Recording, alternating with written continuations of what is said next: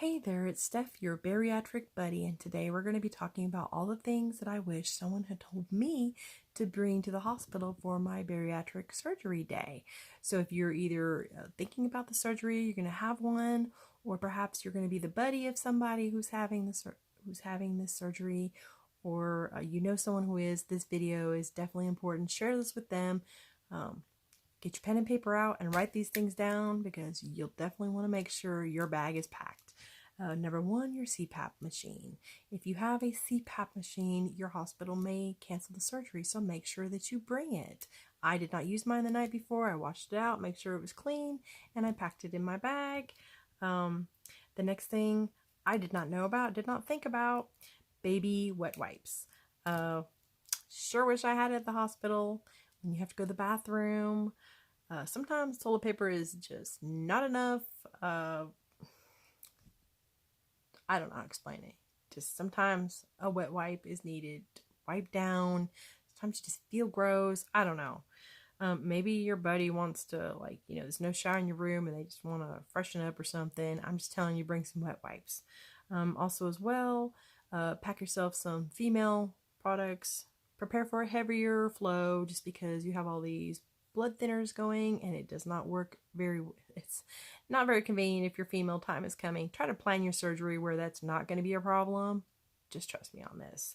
Your buddy, you're definitely going to want to make sure your buddy's someone that you may need help getting out of that. I mean, you're going to need help getting out of that bed and going to the bathroom. Just because you feel so vulnerable. Each time you go, it's going to be a little easier. Depends on how much contraptions they have you on. If you have those little booties and stuff, your stomach's not going to feel like getting yourself up. The struggle's real. You're going to need a buddy. And the first couple of times, you need to go to the bathroom, it's like you may need to have somebody wipe you. I'm a strong person. This is probably the most vulnerable I have ever felt, including childbirth. A good buddy goes far when you're, coming out for bariatric surgery. Next thing, of course, is going to be a very good lip balm, because they don't tell you this, but the antibiotic that you get in IV for most people that I know of, that's the number one thing. They always say my mouth was incredibly dry. It feels like the Sahara Desert, and your lips will crack. So make sure you have a really good lip balm. I don't care which one you use, as long as it works for you. Like when you get wooden chaps, something good. The next thing is really important. Didn't bring one. Sure wish I did. Earplugs, like industrial strength, the kind you can jam in your ears and you can only hear your heartbeat. You can get them usually at the drugstore really cheap. Anyhow, because you might have retching Rosie across the hall from you, and hearing somebody go "bleh, bleh," when you're already nauseous is not going to help you. Trust me. Not only that, your buddy might get really irritated at having to hear retching Rosie constantly. So earplugs, good industrial strength earplugs. Also, your headphones, noise canceling, because of course retching Rosie, and you may want to watch Netflix or something on your phone to keep you occupied. Your buddy obviously will want to do something to keep them occupied, because they're not going to be nearly as tired as you are. So definitely make sure you pack some. If not for you, then your buddy. As well, talking about your buddy, be a good friend or good pal. Pack them some food, chips, all the things that they would love, trail mix, things that they can eat, soda. Don't worry about you wanting it. You won't. Don't worry about that. You just get them all the things that they want and pack it in a big bag. The reason for this is you're not going to want them to leave you. You might have to go to the bathroom or get up or something like that, and you push that nurse button, it's going to take them a good hot minute before they can get to you. And I do mean that, because they've got other patients. You're not the only priority. So keeping them there near you, occupied, comfortable, with a good pillow of their own and blankets, so they're comfy, is really important. As well, for yourself, you're going to want to bring a small pillow, because, coughing. And talking about coughing, if you think you're sick or anything of that nature, you definitely want to reschedule your visit. The last thing you want to do after surgery is cough unnecessarily. It's a pain to cough as much as you have to prevent pneumonia from setting in. So I strongly suggest, if you feel like you're getting sick, cancel it. You will thank me later. You don't want to have to cough at all unnecessarily after the surgery. You'll definitely want to bring a couple different types of flavors of your favorite water enhancer, because once they do want you to drink water, you've really got to focus on it. And so having that may help, because I didn't think about it and the taste of water was just nauseating to me. The pain medication also nauseates you. So just, just keep all that in mind. You want to have a good water bottle. I didn't think about that. I love this one. It has this cap right here, it screws on, here, put all your ice in there. It's got this cool little tray. Got it at Sprouts. Keeps the ice off my face. This one's by EcoVest, triple insulated. It keeps things cold or hot, whichever direction you want to go. Something, again, that you're really comfortable with. I mean, I could have put this like right next to me or something like that instead of having to reach up.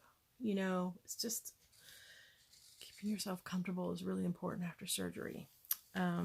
You'll want to have a back scratcher because you get itchy, and your buddy loves you, but they ain't gonna want to get up and scratch all the time. So have that right next to you. You want to have a toothbrush, a mouthwash, because your mouth is so dry, and that may help you as well as kind of maybe help cut on nausea, depending on how you feel about toothbrush or your mouthwash. You also want to have really good walking slippers, like non-stick, because you're going to need to walk in the halls. So you want to have something, mine are insulated and warmy and all cozy, comfy. So anything that keeps you comfortable. Each step is a pain. There's always going to be that person that says, yeah, I got a surgery and I could run a marathon. Well, chances are it's not going to be you. I had a great recovery, but those first 2 days, if I had known some things I would have done differently, that would have made it a lot easier on myself. You'll want to have a brush and basic makeup, just in case this becomes a little bit more of a haul than you are ready for it as well. Pack your buddy some extra clothes just in case this carries on a couple days. I'm telling you, you're going to want somebody there with you to help you out, because you can't count on nurses. They're not assigned one-to-one. The next thing you want to have on there is eye mask. Hospitals have light. It could bother people. Make sure your buddy, if light bothers them, maybe they want to use the eye mask. A robe. Love my little robe. It's warm. I have to walk around the hospital. I put it on. It made me feel better. But again, with your IVs and stuff like that, that may not be possible. So they just gave me a second one. But you can just put this on your shoulders and walk around or something, without having to put your arms on. Finally, you want to make sure that you and your buddy have a really good plan, that your buddy knows to keep you walking. Like, tell them how often, after I get out of surgery, about every hour, hour and a half, I need you to get me up and walking. And each time, get me a little farther. I'm not going to feel like it, but you know what? It's the most dangerous time frame to get a clot. You're going to help me get that gas. They're going to help you get that CO2 gas out of you. Just constantly walking in activity each time is going to be easier and easier. Once you get that drainage jar in, if you're drainage tube, if you're unlucky like me to have one, which, they took it out before they released me, you're going to feel a million times better about walking. Because at first I was like, oh my gosh, how am I going to make this? Like, I feel so vulnerable. Two, not to scare you or nothing, but if you do get a drainage tube, you're going to want to watch the YouTube video, like gastric sleeve, drainage tube removal. Not everybody gets it. I think it's a surgeon or hospital thing, but take your pain med, tell that nurse to give you some pain medication, and come back in like about 15 minutes and try to excavate that thing. It is really super long. Don't worry about it falling out, because I was like trying to hold it like a little precious baby, like it was my heart or something. Yeah, it's in there. It's in there really far, like 10 miles long of tubing, I swear. And mine, she told me to hold my breath, and then she yanked it out real fast, and it like made me suck in my breath really fast. I like, you lose your breath and everything like that. It's like kind of a shock feeling. It didn't hurt, but it was just like, that type of thing.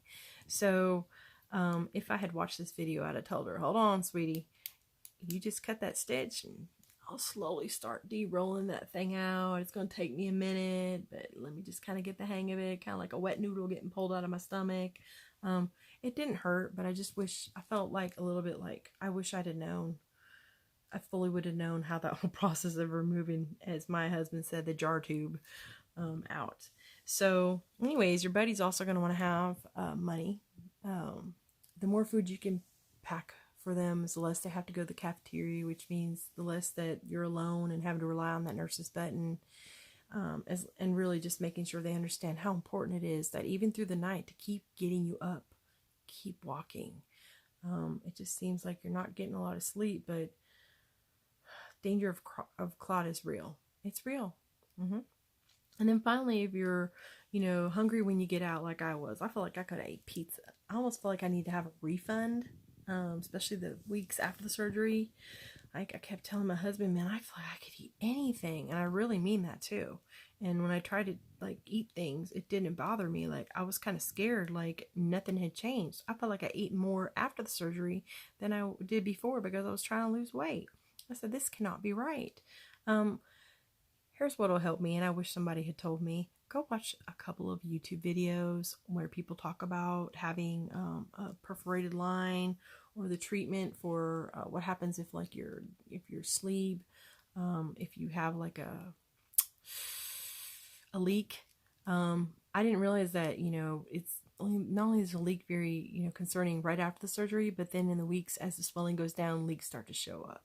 And if you eat foods that you're not supposed to, they can get caught up in between the staples. And once you watch a couple of videos, the fear of God is set into you. And you're like, maybe I'll just go ahead and stay in my little sandbox of foods that I'm supposed to be eating because I'm not trying to go out like that. I'm not trying to get things lodged up in my sleep. Of course, you may still get a leak. It's very rare, but the complication is very serious. You realize that it can take months in the hospital to get past that, and a feeding tube. It's because you can't eat anything orally while your stomach heals, or they may do like a gastric bypass on you, like a revision. Or it's just all these. It gets really deep fast. That's all I'm saying. And then you're like, yeah, I don't think I'm really that hungry. Kind of scares you. Like, I ain't hungry. I don't care what my head says. I'm scared. As well, you'll want to have a good cookbook. I recommend this Gastric Sleeve Bariatric Cookbook. Like I said, I never really got the thing where they said, oh, eat slowly, your body will tell you you're not hungry. I never got those things, the symptoms. My body never really communicated that it was time to stop. I just really had to stick to the portion sizes and the meal planning that was in this book to help me. And so, she has some kind of week by week all the way through week 8. I'm pretty sure she has one for the R and Y folks as well. If your loved one's getting one, that's a great gift to give them before they go into it. Like if you started about a month in advance or 2, or even trying to these recipes, especially like the week 3 and 4, the soft food puree shake, so you have an idea of what the life is going to be like afterwards, it's really going to help you because then you'll be comfortable with it. It won't be a shock. As well, the biggest thing that I can recommend as early as possible to start losing weight, because it is going to make your surgery, your recovery that much easier. Your body is going to try to, be losing all this water weight, but if you had already started earlier in getting yourself a big weight loss, then it's like you are ahead of the game. Your body's kind of already used to that. I can't, it's like a continuation, not like a whole new brand new lifestyle the moment you wake up from surgery. That's what I mean. And walking is important. You can't exercise for at least the first month, if I'm not mistaken. And so, a stroll, a walk, constant walking, just constant movement throughout the day is really important. It helps you with your digestion and things like that. I gave myself a really good internal cleanse before I had my surgery, so I knew there was nothing in there possibly. So I wasn't really worried about having constipation of whatever was in there beforehand because there wasn't anything. And then my body just kind of kicked up, and when it was ready, just bowels and things like that resumed within a couple weeks, and I didn't have all those problems. But you got to drink water. You also want to have a flu mask and wear it wherever you go for the first couple weeks, because the last thing you want to do is get sick. Make sure that everybody who comes into your room washes their hands, including yourself. Wash your hands When you're walking the halls, make sure you have a good flu mask on. You don't want to get what everybody else is there. People are not in the hall or not in the hospital. It's not a hotel, it's a hospital. People are not healthy, they're unhealthy, and you don't need to get what somebody else has, a visitor of somebody else. Anyhow, that's all I have for you. I hope everything's great. Don't be afraid of your surgery. Literally, you won't even probably remember them putting the mask on. You'll just remember waking up. And you'll probably think, thank goodness I'm awake. And that's the panic, like, I need to live. Yeah. You know, just have your little go bag and your buddy there, and you get yourself in your ambiance. I don't know if I said this, have some lotion or something that you can, you know, have some comfort to you, because when you're nauseous, a lot of people don't really think about the fact that scents can play a role, and sometimes they can help calm you down. Like a peppermint lotion or something like that really helps me. But anyhow, wish you the best. If there's something I forgot that you found that helped you and you're watching this and you want to help somebody else, please post it. If you like my videos, please hit subscribe, and you'll get an alert when I post a new one. You have a great day.